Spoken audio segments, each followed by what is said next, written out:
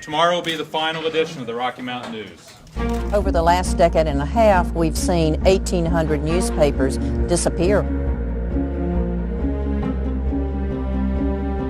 As internet giants like Google and Facebook suck up the advertising revenue that historically kept most newspapers in business, buyouts and mergers have left many local outlets in danger of extinction. I think we're facing an immense national tragedy if these newspapers go under. The journalists themselves have finally realized, if we don't tell this story, who's going to tell it?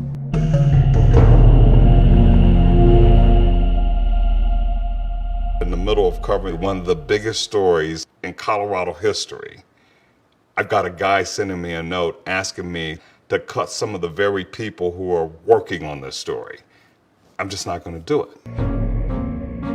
We got bought by this mysterious company, Alden Global Capital, and it was a New York hedge fund. We had layoffs pretty much every 6 months. And we started finding out this was happening all over the digital first media chain. You get to a point where everything has been cut already, and yet here comes another fiscal year, and here comes yet another 20% profit demand.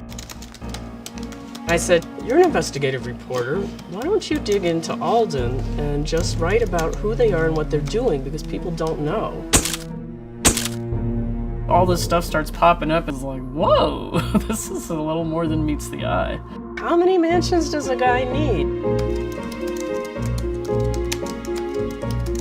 They are literally stripping hundreds of millions of dollars from digital first media newspapers. One opinion page editor, a guy named Chuck Plunkett, just decided he'd had enough.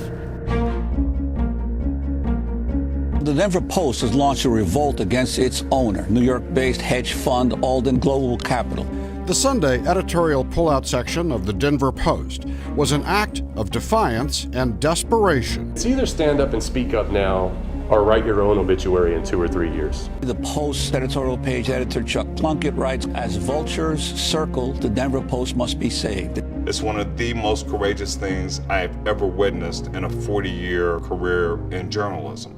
It was on the front page of the New York Times, above the fold. The Washington Post. It was covered in almost every national media outlet.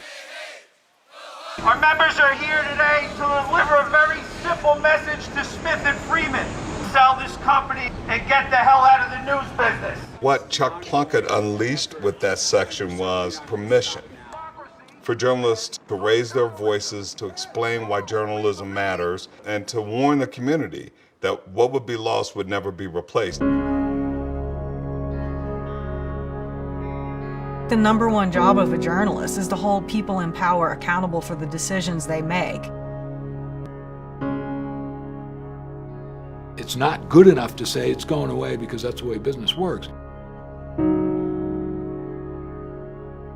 Newspapers are not just any other business. They are the only private industry specifically named in the Bill of Rights.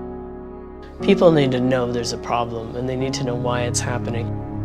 History will not judge us kindly if one day we wake up to realize we failed to protect our community's right to know, and in turn, our very democracy.